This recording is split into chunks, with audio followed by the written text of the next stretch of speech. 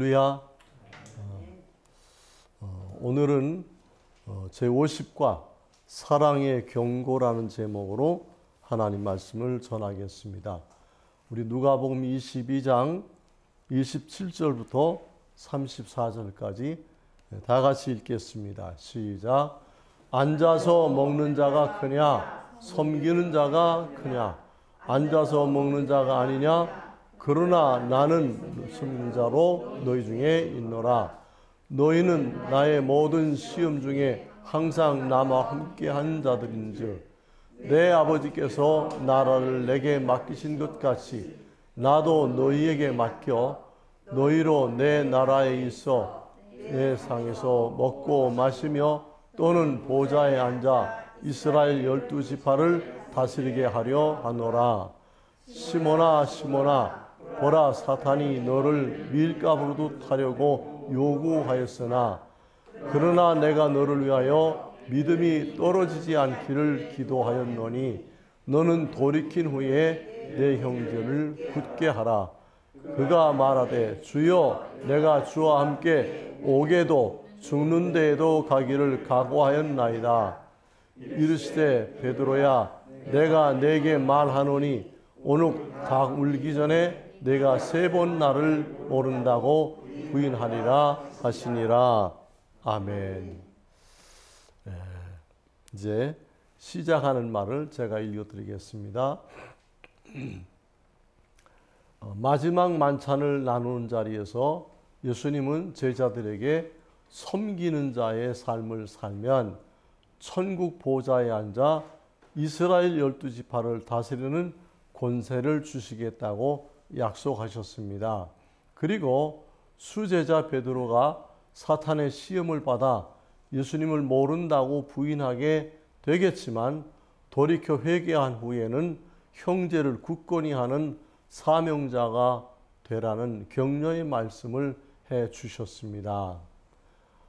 믿으시기 바랍니다. 네. 여러분 예수님께서 이 땅에 만왕의 왕으로 창조주로 오신 것이 아니라 그런 권세를 다 가지고 계시면서도 우리를 섬기는 자로 오셨어요. 그래서 우리를 사랑으로 섬기고 우리가 죽어야 될 그 십자가에 예수님 친히 못 박혀 죽으심으로 우리를 구원하시는 은혜를 주시고 그리고 지옥에 가야 마땅한 죄인들에게 천국에 갈 수 있는 소망을 주신 것 감사하시기 바랍니다. 네, 오늘 말씀의 제목이 사랑의 경고라는 그런 제목인데 여러분 사랑과 경고라는 말이 어떻게 잘 어울립니까? 어떻습니까? 여러분 생각에 좀 아니라고 생각하는 사람도 있을 것 같은데 이건 정말 잘 어울리는 말씀이에요. 사랑하지 않으면 경고를 하지 않으셔요. 여러분 경고라는 말은 적군한테 사용합니까? 아군한테 사용합니까? 예? 경고한다. 적군에게 하는 말이에요? 아군한테 하는 말이에요? 이건 아군한테 하는 말이에요. 적군은 경고하지 않고 쏘는 거예요. 그냥 오면 바로 쏴야지 경고한다 그런 거 해가지고는 안 되는 거예요. 휴전선에 가보면은요, 휴전선에 가보면 이 지뢰밭이라는 게 있어요. 지뢰를 엄청 많이 묻어놨어요. 오죽하면 지뢰밭이라 그래요. 그 넓은 그 폭을 가지고 길게 휴전 전체가 동서로 이렇게 횡단되어 있어요. 지뢰밭으로. 거기 가보면은요, 지뢰밭 앞에 경고, 지뢰밭 그렇게 써놓은 게 있어요. 그게 아군 쪽을 향해서 써 있는 거예요. 적군을 향해서 써 있는 게 아니라 만일 그 경고판이 적군이 보는 데다 써놨으면 그 적군들이 오다가 여기 지뢰 묻어놨구나 그러고 그걸 피하겠죠.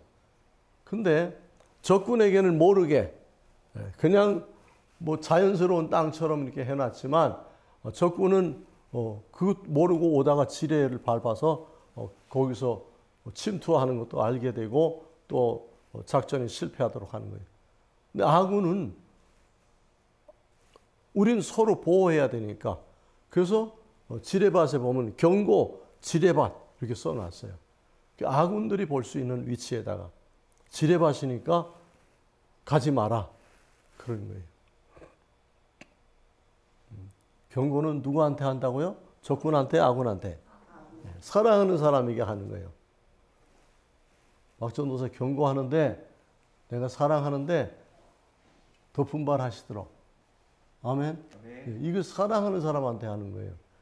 경고는 적군한테는 경고 안 해요. 진짜 미운 사람한테는 경고할 필요가 없어요. 네, 사랑하는 사람, 아직도 기대하는 사람은 경고를 하고 또 격려하고 그가 성숙해지고 고쳐지길 바라는 거예요. 아멘. 1번 보겠습니다. 예수님께서 사랑하는 제자들과 마지막 만찬을 나누신 후에 자기 자신을 어떻게 소개하셨습니까? 네, 27절 다 같이 시작. 앉아서 먹는 자가 크냐? 섬기는 자가 크냐? 앉아서 먹는 자가 아니냐? 그러나 나는 섬기는 자로 너희 중에 있노라. 여러분, 최후의 만찬 때에 예수님이 하셨던 그 말과 행동을 기억하시나요? 예수님께서 어떻게 하셨어요? 떡을 떼서 제자들에게 나눠주셨잖아요. 그리고 떡을 먹은 후에 포도주를 또 따라서 제자들에게 주셨어요. 그게 바로 예수님이 섬기신 모습이에요.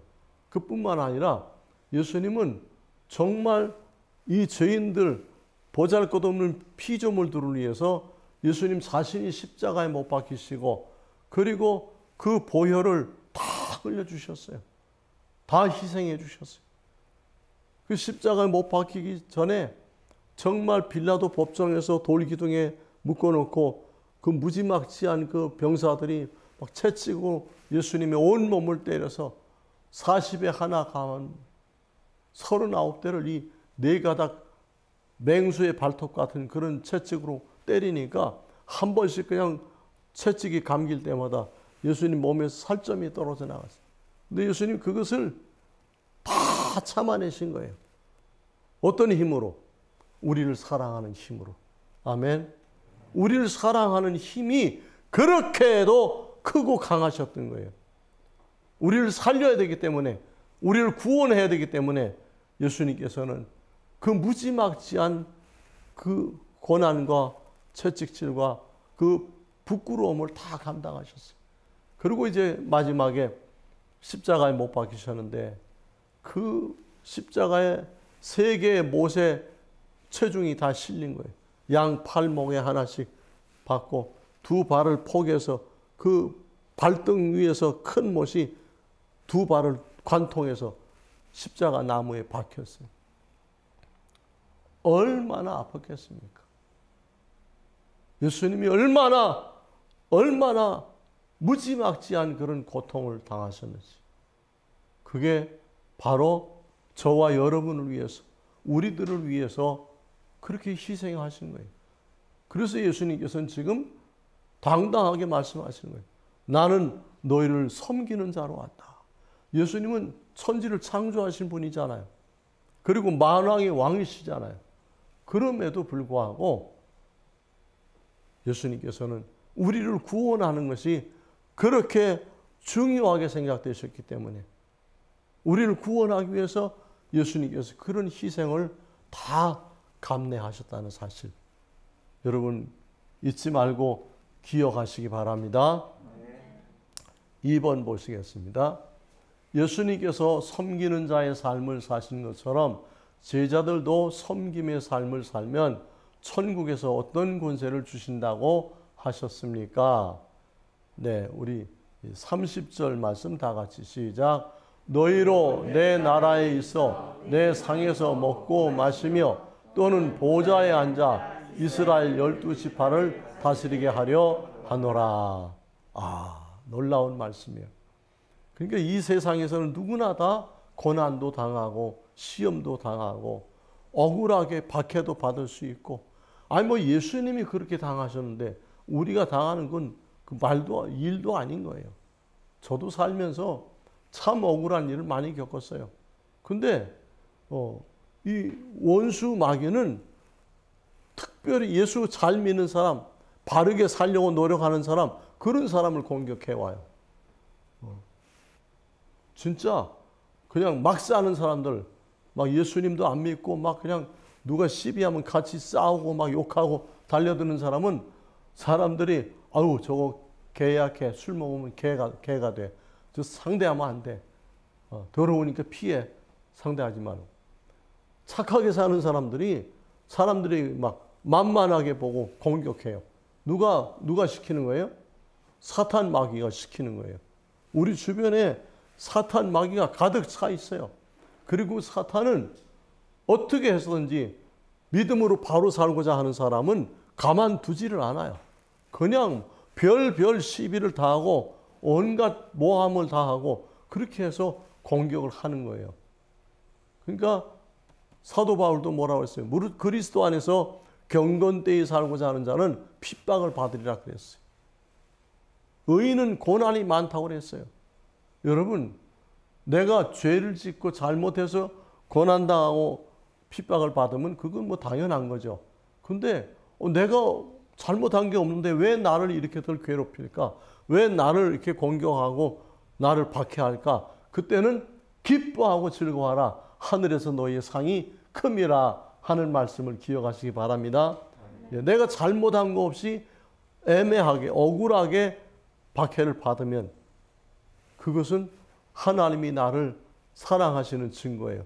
그래서 그런 시험, 그런 연단을 통해서 내 믿음이 더 자라나게 돼 있어요. 올라가게 돼 있어요. 아, 정말 우리 이 예수 믿는 사람들이 지금도 아프가니스탄에서 그 예수 믿던 사람들이 막 무참하게 지금 박해를 받고 총살형을 당하고 있어요. 이 21세기에 그래 예수님 믿었다는 이유로 그냥 눈 가리고 손 묶어놓고 총으로 쏴서 총살을 한단 말이에요. 이런 것이 이렇게 이 과학이 발달하고 문명이 발달한 이 세계에서 어떻게 그런 일이 일어나겠는가? 누가 그런 일을 뒤에서 조종한다고요? 사탄이 그렇게 하는 거예요. 여러분들이 선하게 살고 바르게 사는데 이유 없이 시비를 걸고 괴롭히고 욕하고 한다면 여러분들이 믿음 안에 살고 있다는 증거예요. 그래서 사탄이 공격을 해오는 거예요. 믿으시기 바랍니다. 그리고 이 세상에서 믿음으로 살고 정말 충성되게 산 사람들은 천국에 가면은 뭐라고 했어요? 천국에 가면 보좌에 앉아서 12지파를 다스리는 그런 권세를 주신다 그랬어요. 할렐루야. 예수님의 약속을 믿으시기 바랍니다. 저도 정말 너무나 힘들게 살아왔어요, 지금까지. 그러나 나는 천국 소망이 있기 때문에 넉넉하게 인내할 수 있는 거예요. 뭐 그런 것이 그리 대수롭지가 않아요.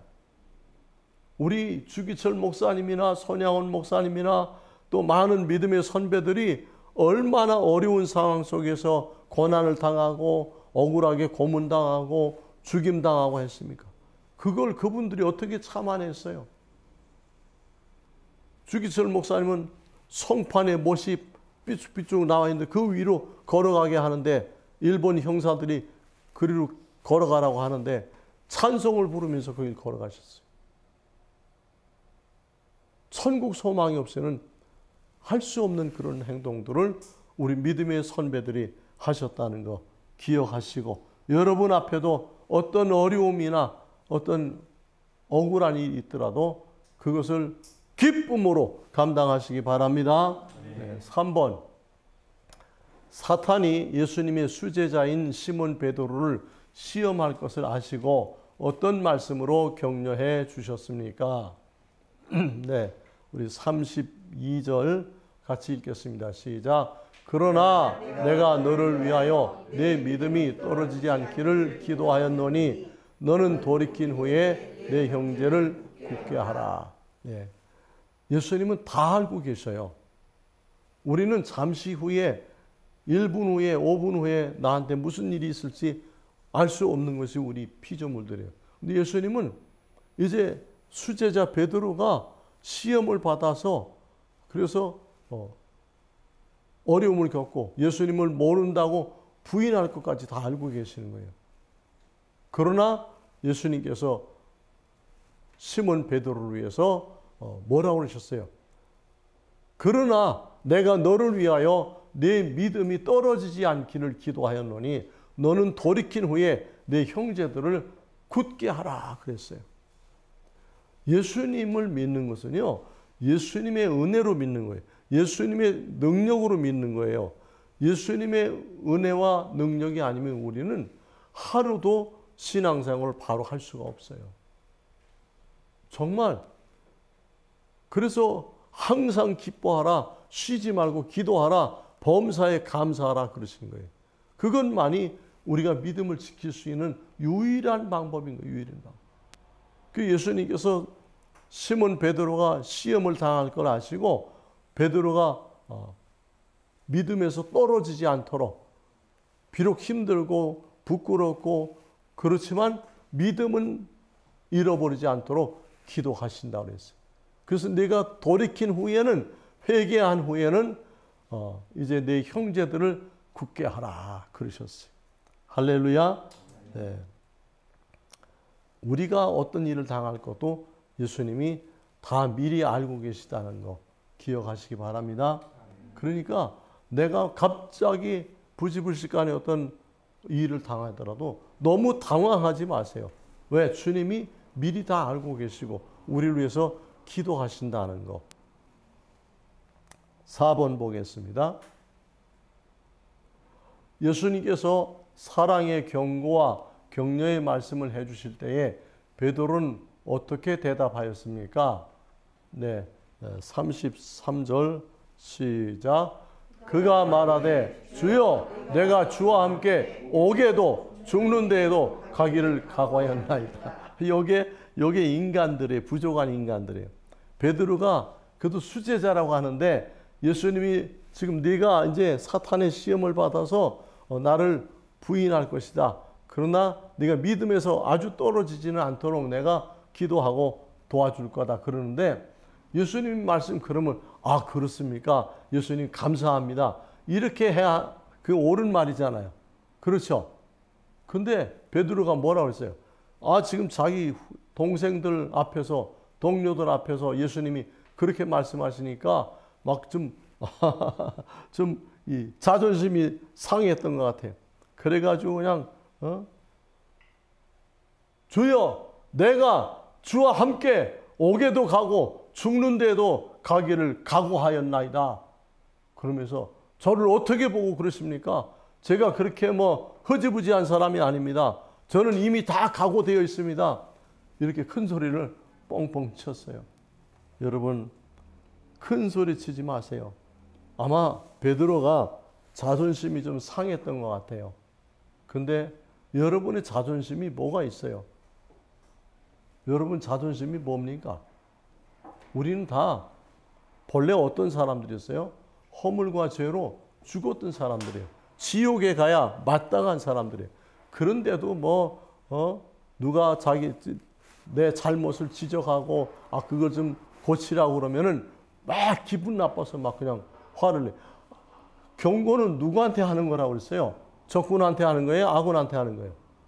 아군한테 하는 거잖아요. 나를 사랑하니까 김 목사 그런 거 좀 고치시오 그러면 그래 내가 좀 그런 약점이 있죠. 감사합니다. 얼른 고치도록 노력하겠습니다. 그게 맞는 태도예요.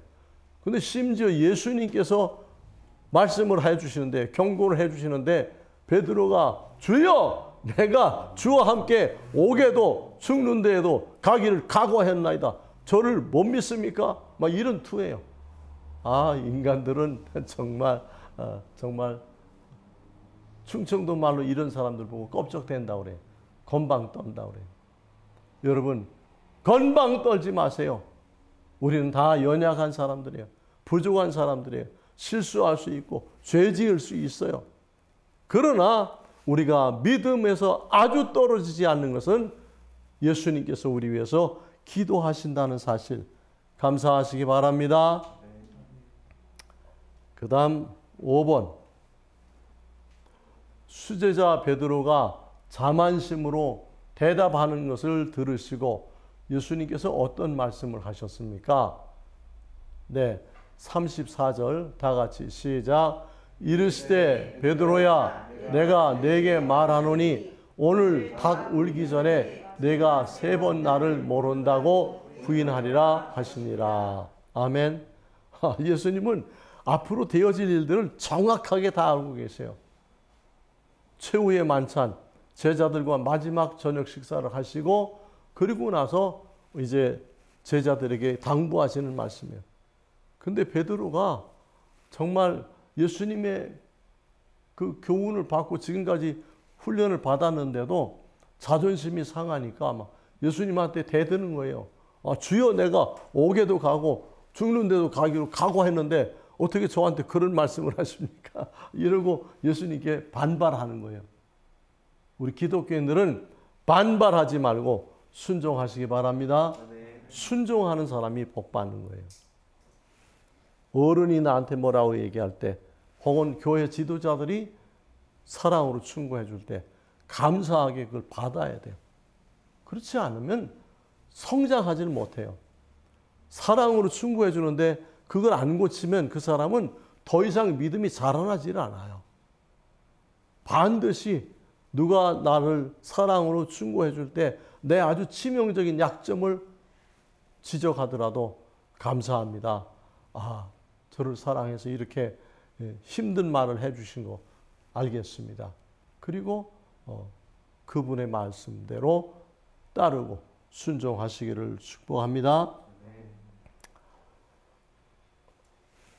예수님께서 베드로야 내가 네게 말하노니 오늘 닭 울기 전에 네가 3번 나를 모른다고 부인하리라 하십니다. 그러니까 그날 저녁 식사 끝마친 자리에서 하신 말씀인데 내일 새벽 닭이 울기 전에 너는 나를 3번 부인할 거다. 이렇게 정확하게 경고하시고 예언을 하시는 거예요. 여러분, 예수님께서는 왜 이 말씀을 하셨을까? 제가 성경을 공부하면서 해석해 보니까 베드로가 새벽 닭이 울 때 예수님의 말씀이 기억나서 회개할 수 있도록 하려고 그래서 이 말씀을 주셨구나. 여러분들도 영적으로 새벽 닭이 우는 소리를 들을 수 있기 바랍니다. 그것이 무슨 소리든지 간에 베드로가 닭 우는 소리를 듣고 밖에 나가서 엎드려져서 통회하고 기도했던 것처럼 우리가 그 예수님의 말씀대로 정말 기도하고 회복할 수 있어야 되는 거예요. 그렇지 않으면 우리는 소망이 없어지는 거예요. 주님께서는 어떤 사람은 길 가다가 새벽에 술 취해가지고 지나가는데 교회당에서 그 차인벨 소리가 들려오는 그걸 듣고 그냥 자기도 모르게 교회로 가서 그동안 10여 년 동안 교회 안 다니던 사람이 눈물로 회개하고 그때부터 예수님을 믿었다는 그런 고백도 들어봤어요. 사랑하는 여러분, 베드로가 얼마나 예수님이 사랑하는 사람이었는지 베드로가 실수할 것도 아시고 실수한 후에는 회개할 수 있는 기회를 그 키를 주시는 거예요. 닭이 우는 소리를 듣거든 내 말이 생각나고 그래서 회개해야 된다. 아멘. 여러분, 우리가 사람인지라 누구든지 다 실수하고 죄 지을 수 있습니다. 베드로도 그랬는데 우리 같은 사람들은 더 말할 것도 없어요. 어디서 어떻게 실수하고 잘못을 했든지 다시 회개하고 다시 예수님 앞에 돌아갈 수 있으면 그러면 그것이 새로운 시작입니다. 그것이 기회인 것입니다. 그 사랑의 주님 앞에 우리 감사하면서 나에게 사랑의 경고를 해주신 그 주님 앞에 감사기도 우리 다 같이 기도하시겠습니다. 사랑하는 아버지 하나님, 은혜를 감사합니다. 이 시간에 저희들에게 사랑의 경고라는 말씀을 주신 것 감사합니다. 사랑하기 때문에 우리를 아끼고 사랑하기 때문에 우리에게 때로는 경고도 하시고 우리에게 말씀을 생각나게 하시는 것 감사합니다. 하나님, 예수님의 12제자 가운데 수제자인 베드로가 예수님을 모른다고 부인할 것까지 알려주시면서 그가 회개할 수 있도록 새벽다고 우는 것을 말씀해 주신 것 기억합니다. 하나님, 오늘 이 말씀을 듣는 모든 사람들도 내가 어디서 예수님을 잃어버렸는가, 내가 왜 경로를 이탈했는가 회개할 기회를 찾을 수 있게 하옵소서. 그래서 우리의 믿음이 다시 회복될 수 있도록 주님 축복해 주시옵소서. 우리 예수님의 그 사랑의 경고를 다 들을 수 있는 그런 은혜를 이 예배를 드리는 모든 사람들 위해 함께해 주시옵소서. 감사를 드리며 예수님의 이름으로 기도하옵나이다. 아멘.